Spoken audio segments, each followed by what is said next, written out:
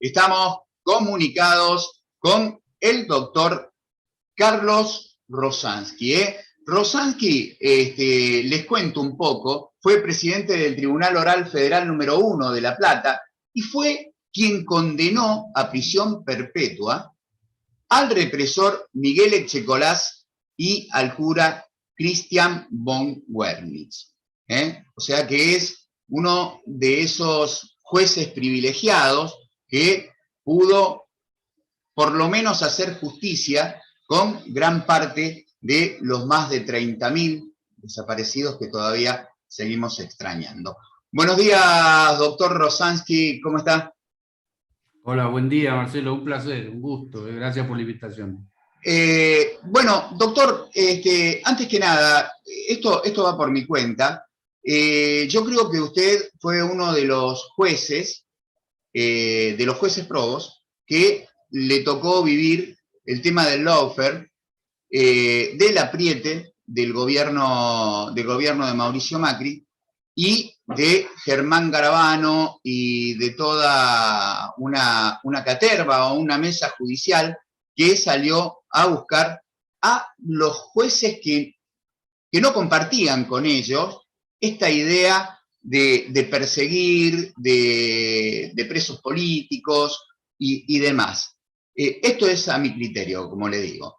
Pero me gustaría que usted nos cuente un poco cuándo empieza toda la movida o cuándo empieza toda esta maquinaria de Gestapo, como ahora se le dice, a moverse contra los jueces que no pensaban lo mismo que ellos o que no iban a dar el brazo a torcer, como el caso del juez Carzoglio, que le llevaron la resolución con una orden de detención a uno de los Moyanos. ¿Cuándo empezó a gestarse todo este movimiento? En realidad las presiones al Poder Judicial han existido siempre por razones obvias. Todo aquel que siente que puede perder algún privilegio o que puede ser afectado va a reaccionar, eso es lógico, aunque es repudiable. Y han existido siempre. Lo que pasa es que en el caso del régimen de Mauricio Macri se sistematizó, Marcelo. Esta es la diferencia. Lo del macrismo fue y es, al día de hoy, es algo planificado, estudiado, entrenado, como para llevarlo adelante y con mucho éxito, porque realmente el éxito ha sido total en ese sentido hasta el día de hoy, lamentablemente. Y de lo que usted mencionaba, mi caso es distinto porque yo había sido perseguido con anterioridad, pero por razones similares en el fondo, que tienen que ver con lo ideológico, pero fundamentalmente porque estaba a cargo de una parte importante de los juicios por delito de lesa humanidad, que eran anteriores, los habíamos empezado en el año 2006. Y si bien, por supuesto, el gobierno de esos años estaba absolutamente a favor, porque los había impulsado, ¿no es cierto? Los gobiernos de Néstor Kirchner y de Cristina Fernández de Kirchner impulsaron e hicieron posible esos juicios, así que no venía de ese lado, sino que venía de lo que siempre ha estado presente, que son precisamente las grandes corporaciones que son las que han defendido los regímenes totalitarios. Desde ese lugar han venido y por eso yo hacía la diferencia de que mi caso es anterior. Yo he tenido operaciones de inteligencia con muchos años de anticipación. Doctor, usted vio de que el gobierno de Mauricio Macri fue uno de los que se encargó con gente de su gabinete de contarle a la gran mayoría de la población de que en realidad no eran 30.000, que serían 10.000, otros dijeron 7.000. Seguramente no sé hasta qué punto podría estar alejado la persecución a su persona, que no sea por eso usted vio que hubo intenciones, inclusive hubo muchos genocidas que hoy están libres, gracias a decisiones que tomó gente que trabajó dentro de esta mesa judicial. Claro, bueno, yo me refería precisamente a ese aspecto, porque evidentemente tanto Mauricio Macri como sus cómplices, que son muchos, realmente son muchos, en distintos estamentos de la sociedad, han comulgado y comulgan con todas las ideas que llevaron adelante el proceso genocida. Por lo tanto, es obvio que cuando ellos accedieran al poder, que es lo que hicieron en el año 2015, uno de los objetivos importantes era o anular me refiero temporalmente, frenar, cosa que han hecho, disminuido muchísimo la cantidad de juicios por delito de lesa humanidad, insisto, en esa identificación que tienen. Ustedes piensen, por ejemplo, que la mayoría de los abogados particulares que defienden genocidas están enrolados en una agrupación muy específica que se conoce como el Colegio de Abogados de la calle Montevideo, Colegio de Abogados de Buenos Aires, no público, sino Colegio de Abogados de Buenos Aires, donde históricamente han estado toda la gente de la extrema derecha. Estamos hablando de Martínez de Oz, etc. De modo que la cuestión ideológica ha sido central. Insisto, uno de los objetivos principales del macrismo respecto de los genocidas presos. Por supuesto, paralelamente y como objetivo también central, el saqueo del país. Carlos, bueno, ayer sale a la luz un audio de la ex vicepresidenta, Gabriela Michetti, con Laura Alonso, donde le pide por un amigo y le dice, a ver, es como nosotras, es un buen pibe, es como nosotras. Yo decía hoy en la editorial, hace un ratito antes de estar charlando con usted, qué llamativo, ¿no? Qué llamativo que se manejen de esta manera, ¿no? El clasismo, la corrupción. Mirá si hubiera pasado de este lado de la grieta. Estaríamos en todos los medios, Perfil, Clarín, La Nación y demás con tapa negra y letras catástrofe, hablando de la corrupción, de todo lo que se hacía. ¿Cómo se toma y dentro de qué delito ingresaría este tipo de situación? Lo que se escucha en ese audio respecto de Gabriela Michetti y Laura Alonso es delito, por supuesto. Son varios, hablemos de, no sé, tráfico de influencias, pero la realidad es que hay algo que yo vengo, por lo menos desde mi espacio personal en las redes, vengo reclamando desde el primer día del actual gobierno, que es que se preste atención a este tipo de cosas desde un punto de vista más amplio, Marcelo. Lo que escuchamos de Gabriela Michetti es un delito, pero es parte de una organización criminal. Ese es uno de los infinitos delitos que ha cometido el macrismo y sigue cometiendo en el país. Y lo hace con impunidad, lo hizo con impunidad. Y ese audio lo que hace es poner sobre la mesa lo que usted decía recién, es una actitud absolutamente clasista porque ellos son clasistas, es racista porque ellos son racistas, y porque desde ese sector han venido las peores cosas que nos han pasado a los argentinos. Por lo tanto, ese reclamo modesto que yo vengo haciendo es que esto se vea como una organización criminal que es, no como delitos aislados de alguien excéntrico como puede ser Laura Alonso. Son delitos de una organización criminal. Doctor, vamos a dar un dato a los oyentes que acá nos llegó. No lo he leído, nosotros estamos muy bien informados porque tenemos un diario online donde seguimos todo lo que pasa a nivel nacional. Se acaba de pedir un juicio a los 3 miembros de la Corte Suprema de Justicia por un fallo que horroriza al desamparar a una niña de 3 años con discapacidad víctima de violencia. ¿Quiénes son los denunciantes? ¿Cómo es esta causa? Porque estaría Estela de Carlotto, Dora Barrancos y Nores Schulman, que no sé si son parte denunciantes o si fueron en Twitter. No, le explico, no, son firmantes, lo hemos presentado juntos, yo lo redacté, lo encabezo.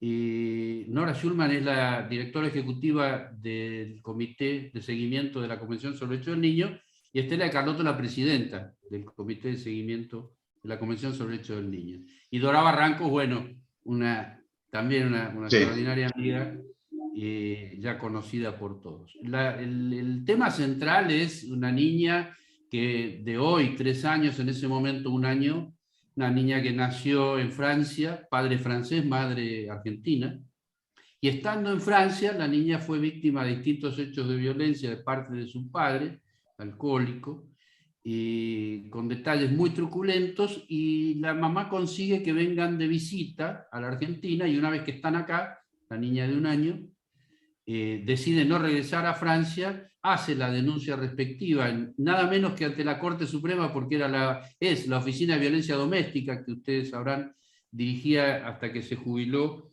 Elena Hayton de Nolasco. Interviene en la Oficina de Violencia Doméstica y dictamina que hay un riesgo alto para la niña.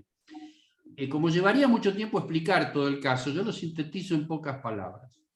Hace la presentación, se determina un riesgo alto para la niña, y el hombre, el papá, paralelamente, en Francia inicia un caso para que la niña sea restituida a Francia. Estamos hablando de un hombre que le daba alcohol en el puré para que la niña durmiera. Y logra un fallo en Francia que dice que la niña tiene que volver a su país, porque nació en Francia. Y la mamá acá pierde todas las instancias, y la denuncia que se hace, precisamente el pedido de juicio político, es porque la Corte Suprema actual, sin ningún tipo de escrúpulo, porque yo tengo 42 años de título, aunque no ejerzo en este momento, estoy jubilado, pero la realidad es que yo nunca vi un fallo de la Corte Suprema sobre un tema tan delicado como es la protección de una niña de 3 años, discapacitada, tiene una discapacidad a raíz de todo esto que sucedió, importante.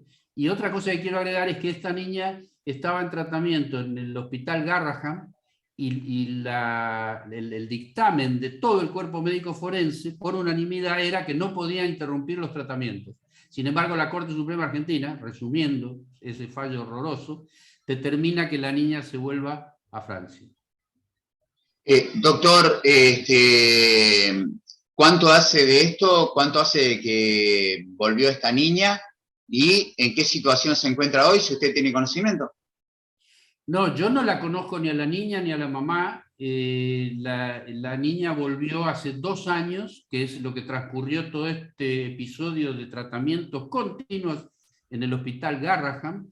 Insisto, con dictamen unánime del cuerpo médico forense de la necesidad de continuidad de ese tratamiento, y en este momento se desconoce el paradero de la señora y de su niña, porque si cumplía, hay otra cosa, el hombre en Francia logró que se le hiciera una causa penal a la mamá por no restituir a la niña, y el fallo de la Corte dice que tiene que volver a Francia la niña y la mamá, es decir, la mamá llega a Francia y la detienen, va presa.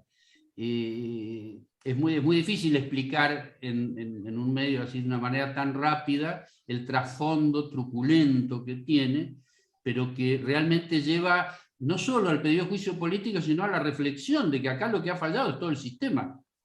Primera instancia, segunda instancia y Corte Suprema de Justicia de la Nación, que lo que pone en evidencia es no solo un sistema que no está funcionando adecuadamente, sino la de miembros de la Corte Suprema de Justicia que no tienen el menor escrúpulo en perjudicar y poner en riesgo a una niña de 3 años discapacitada.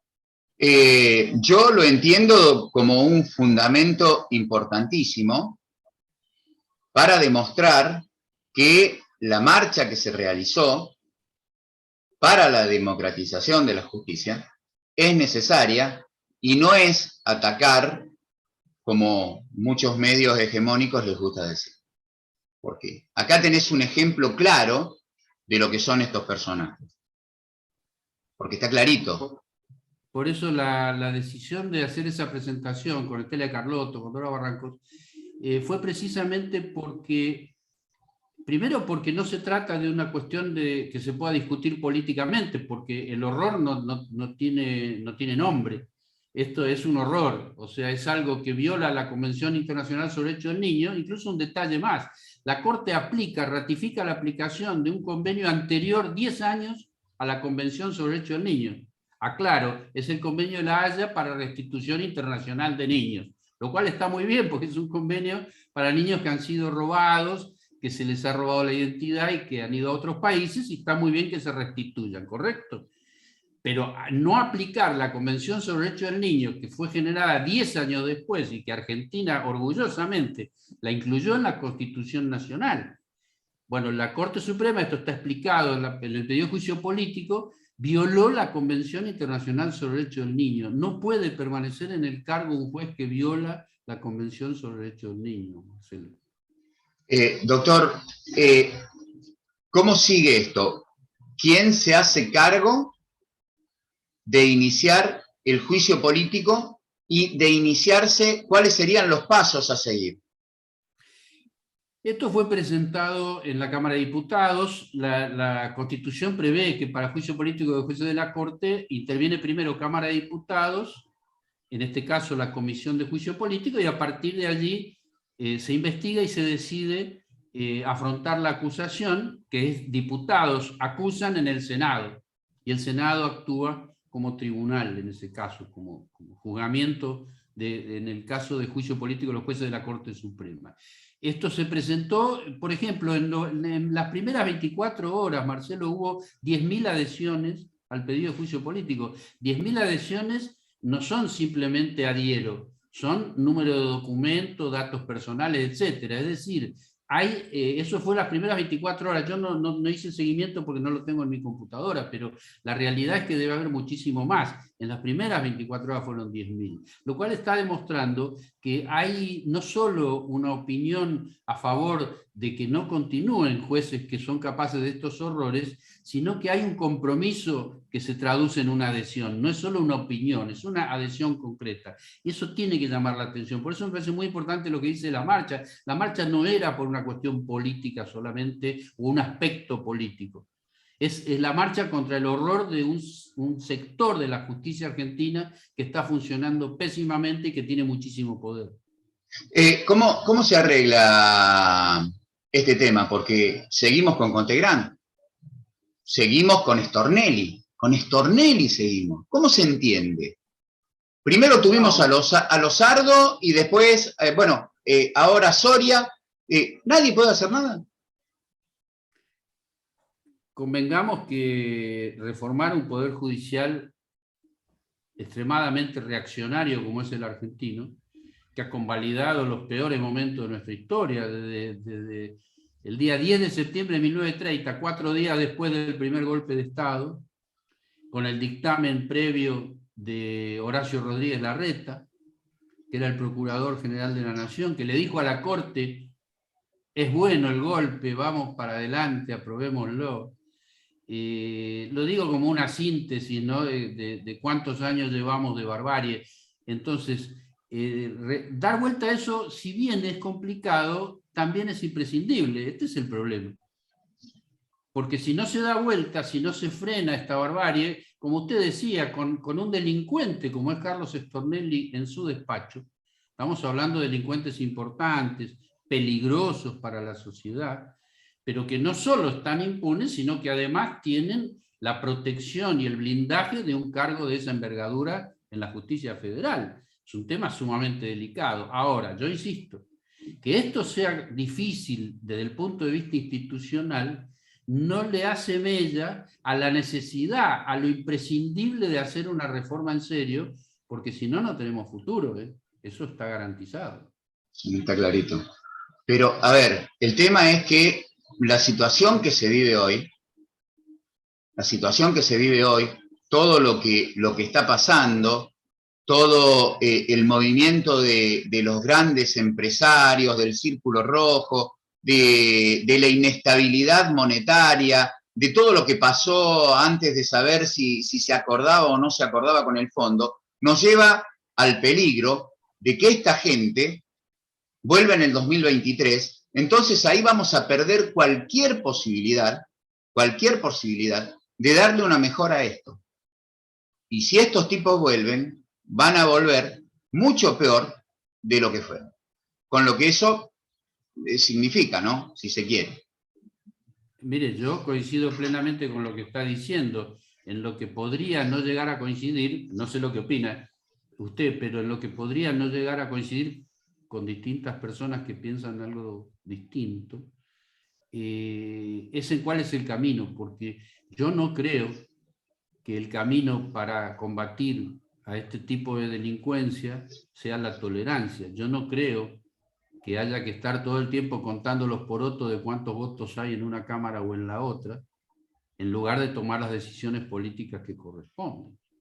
Si la Corte Suprema tiene actos de corrupción como los que ha tenido, hablemos por ejemplo del fallo sobre el Consejo de la Magistratura, una barbaridad jurídica más, tremenda, y tan tremenda que uno de los jueces de la Corte, que es Lorenzetti, votó en disidencia, asimilando lo que estaban haciendo sus colegas a lo que se enseña en primer año de Derecho. Marcelo, no sé si usted lo leyó eso. Lorenzetti en su voto, sí, porque lo que hicieron los otros 3 jueces fue sencillamente revalidar una ley que fue derogada. Esto es un delito, esto se llama prevaricato. Una ley que fue derogada por el Congreso no puede volver a ser puesta en marcha por la Corte Suprema porque está invadiendo el poder legislativo. Esto lo dice la Constitución Nacional y es delito y se llama prevaricato.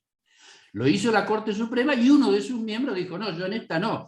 Digamos, él adhirió a la inconstitucionalidad de la ley sobre el Consejo de la Magistratura, pero disintió expresamente con esta aclaración de que se trata de un tema de primer año de la Facultad de Derecho, de que la Corte no puede hacer lo que estaba haciendo. Y frente a eso tampoco se hizo nada. Entonces, frente al horror, uno no puede contar porotos, frente al horror se actúa.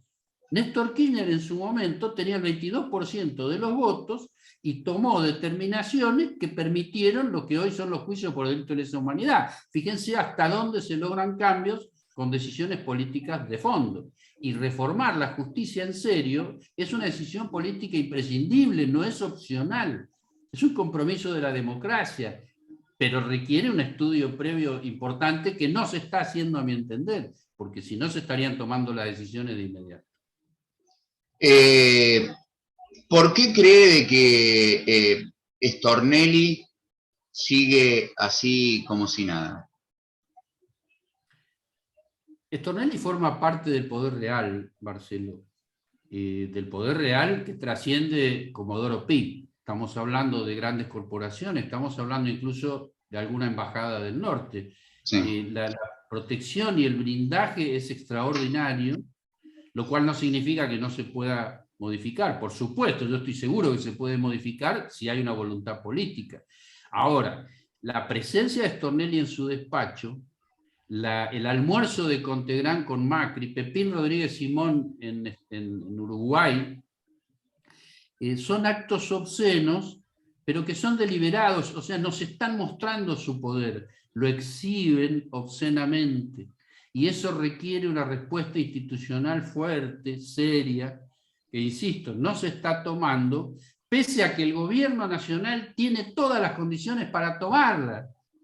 En primer lugar, porque está encabezado por un hombre decente, que es abogado, profesor de la Facultad de Derecho y sabe perfectamente de qué estamos conversando, Marcelo. No hablemos de la vicepresidenta de la Nación, que multiplica la voluntad política de hacer estos cambios, y sin embargo no se produce. ¿Se puede tomar alguna medida o decisión por decreto por parte del presidente? El decreto de necesidad y urgencia siempre se puede tomar cuando se cumplen los requisitos precisamente de su nombre, de necesidad y de urgencia. El problema es sentarnos no yo, sino sentarse las autoridades a ver qué es lo urgente y qué es lo necesario, Marcelo. Incluso en lo que yo planteaba, hace tiempo vengo planteándolo, hay una convención internacional que se debería aplicar en este caso y nadie la menciona, que es la convención, se conoce como Convención de Palermo, que es la convención para luchar contra la delincuencia organizada transnacional. Esto significa lavado de dinero, fuga de capitales, además de protocolos que tiene específicamente, por ejemplo, para el tráfico de armas, tráfico ilegal de armas, que es lo que hizo Macri con Bolivia. Es decir, menciono esto porque esa convención internacional conocida como de Palermo, porque se firmó allá por el simbolismo de lucha contra la mafia, es una convención que Argentina forma parte y que permitiría ver todo este fenómeno macrista como lo que es una organización criminal que es transnacional, no solo por las armas a Bolivia, sino por la fuga de decenas de miles de millones de dólares fugados al exterior a paraísos fiscales, de fraudes extraordinarios, que precisamente son uno de los supuestos de la aplicación de esta convención, es decir, el involucramiento de lugares del exterior, en este caso para el lavado de dinero. Carlos, vos estás cerca, conocés bien todo lo que es el engranaje de la justicia, por los años de experiencia y demás. ¿Qué esperanza nos queda a nosotros que somos la gente de a pie, que no conocemos qué es lo que pasa? ¿Podemos tener fe de que puede haber cambios o por lo que se ve vamos a seguir como siempre? No, yo soy optimista. Yo creo que si Videla murió en la cárcel, tenemos pasta para cambios importantes. El problema es darse cuenta a tiempo, Marcelo, antes que sea tarde. Precisamente no podemos esperar a que este grupo de energúmenos delincuentes vuelvan en el año 2023, quedándonos o de brazos cruzados o contando los porotos. Acá hay que tomar decisiones que en el comienzo lo que tienen que hacer es llamar las cosas por su nombre. Mauricio Macri lidera una organización criminal muy peligrosa, que tiene diputados, tiene senadores, tiene jueces, tiene fiscales federales, o sea, tiene un aparato muy fuerte y tiene un respaldo económico extraordinario. Entonces, frente a eso, el desafío es muy grande, pero también nosotros, insisto, si Videla murió en la cárcel, tenemos condiciones sobradas para enfrentarlo adecuadamente. Realmente es muy serio todo lo que está ocurriendo. Y uno cuando hace memoria, ve que las resoluciones de algunos de estos jueces salen primero en La Nación, o en Clarín, o en Perfil, y después lo que dice o el adelanto que te mandan estos medios es lo que finalmente termina firmando el juez. Eso da miedo, da mucho miedo a la gente que puede tener alguna diferencia con estos tipos. Por eso yo creo de que hay muchos medios fuera de los que ya están en esto, que son los grandes, que inclusive tienen miedo hasta de hablar, por el hecho de que la política tiene sus engranajes y cuando los pone en marcha, tritura todo lo que tiene adelante, inclusive medios. Así todo, quedamos algunos todavía, somos pocos, nosotros somos del interior, no movemos el amperímetro, pero por lo menos tratamos de informar a nuestros oyentes de una manera correcta y que tengan la posibilidad de escuchar los fundamentos de gente como usted, de gente como Ramos Padilla, como Rodríguez Villafañe y otros tantos que nos ayudan en esto de tratar de explicarle a la gente común qué es lo que pasa con la justicia. Marcelo, La Nación y Clarín forman parte de la organización criminal. Nosotros no podemos ni debemos olvidar cómo se apropiaron bajo tortura, secuestro, desaparición y muerte de papel prensa hace más de 40 años. Sí, totalmente. Lo hemos visto, en mi caso personal, presidí el juicio donde fue explicado en detalle por sus víctimas, gente que fue vejada y torturada, como Lidia Papaleo, su hermano Osvaldo Papaleo. Es decir, lo que ha sucedido en nuestro país ya lo conocemos. Este es un tema también que nos deja sin argumentos para la inactividad. Nosotros hoy tenemos la suerte de, por todo ese avance que se hizo único en el mundo en materia de juzgamiento de delitos cometidos en el marco de un genocidio, ya no hay excusa. O sea, papel prensa fue apropiada de una manera absolutamente brutal por Clarín y La Nación hasta el día de hoy. Entonces, ellos no solo han apoyado los golpes de Estado, los han alentado. Es decir, son medios que construyen subjetividad cada día.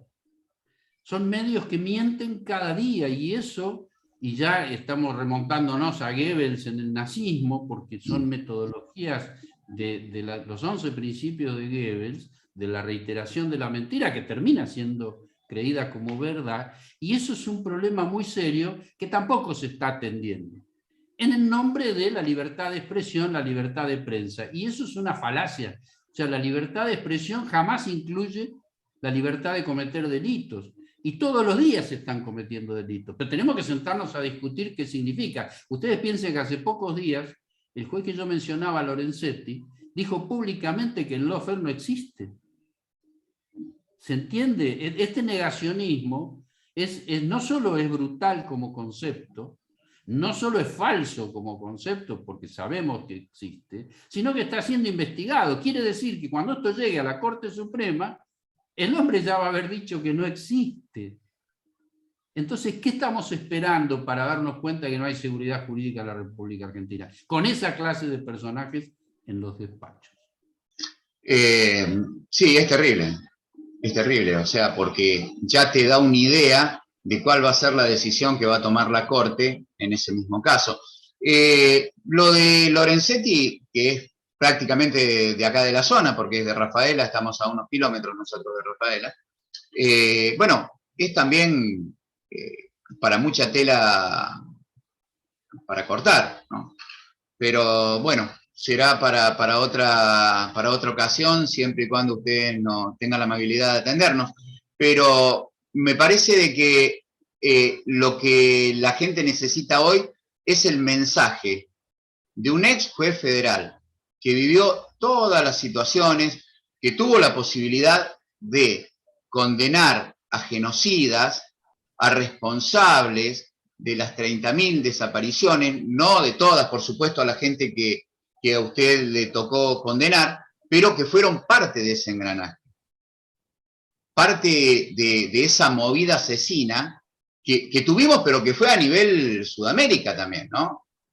El Plan Cóndor creo que ya se conoce a nivel mundial, inclusive Estados Unidos abrió algunos expedientes, o dio a conocer algunos expedientes que da a conocer cada no sé cuántos años, y bueno, habla de Brasil, de Argentina, de las reuniones con los militares de Chile. Es terrible. Ahora, ¿cuál es el mensaje que deja Carlos Rosales? El de Videla, que murió en la cárcel, indudablemente. Es decir, Argentina ha demostrado, pero acabadamente, que tenemos todas las condiciones para estar mejor en todo sentido, y fundamentalmente en un aspecto que es el que condiciona el funcionamiento, a mi entender, el funcionamiento del resto de la sociedad, que es el Poder Judicial. Convengamos que de los tres poderes del Estado, el Poder Judicial es el que tiene la lapicera, porque el presidente de la Nación, y tenemos un ejemplo rápido, lo doy, Cristina Fernández de Kirchner impulsó una ley de democratización de la justicia, excelente, extraordinaria, que reformaba aspectos impresionantes, porque los consejeros que iban a designar ternas para jueces y eventualmente juicio político de jueces, iban a ser elegidos por el voto popular, por ejemplo. Esa ley la propone la presidenta de la Nación, Cristina Fernández de Kirchner, la aprueba el Congreso de la Nación, la promulga la presidenta de la Nación, y poco tiempo después, de un plumazo, la Corte Suprema la declara inconstitucional. Es decir, esto está mostrando el enorme poder que tiene un juez en su lapicera.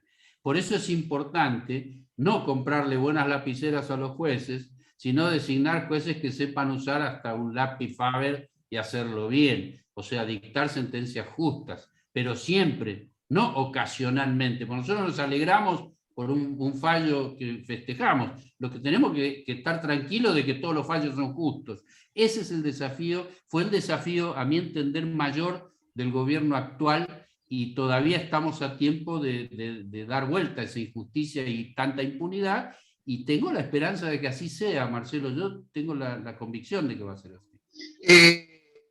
¿Vos creés de que movió algún hilo la marcha multitudinaria que se dio en todo el país el 1 de febrero? No estoy seguro, yo creo que era una marcha imprescindible, absolutamente imprescindible, pero todavía no se puede evaluar el resultado. El resultado se da no por la reiteración de marchas. Yo estoy a favor, yo estuve y la apoyé desde el primer día. Lo que estoy diciendo es que la reiteración de marchas de ese tipo, lo único que hacen es recordarle a los gobiernos, es mostrarle a los gobiernos una disconformidad y una decisión popular de que haya cambios. Pero los cambios los termina firmando el Poder Ejecutivo, son los cambios que producen verdaderamente la satisfacción de las necesidades populares. En la Argentina el 80% de la población descree su justicia. Y esto no va a cambiar si no hay decisiones políticas. Y yo quiero volver a algo que ya dije. Alberto Fernández tiene todas las condiciones para cambiar esto. Por ser abogado, presidente de la Nación, hijo de juez, conoce el paño, es un hombre decente. Es decir, si con esas condiciones no cambiamos esta situación de impunidad, entonces sí no tendremos futuro. Yo espero que sí, Marcelo, sinceramente espero que sí. Doctor, antes de saludarlo y cerrar, quiero comprometerlo en los días previos al 24 de marzo. Me gustaría que pudiéramos hacer otro Zoom para tocar el tema de Chicolás, de Don Bernis, porque me parece que es una fecha clave y estaría bueno charlar un poco de esos genocidas que terminaron donde tenían que terminar. Con todo gusto, Marcelo, ahí estaré. Muchísimas gracias, y gracias por la atención. Ya sabe, los micrófonos a su disposición cuando lo necesite. Gracias, un abrazo, Marcelo. Un abrazo grande.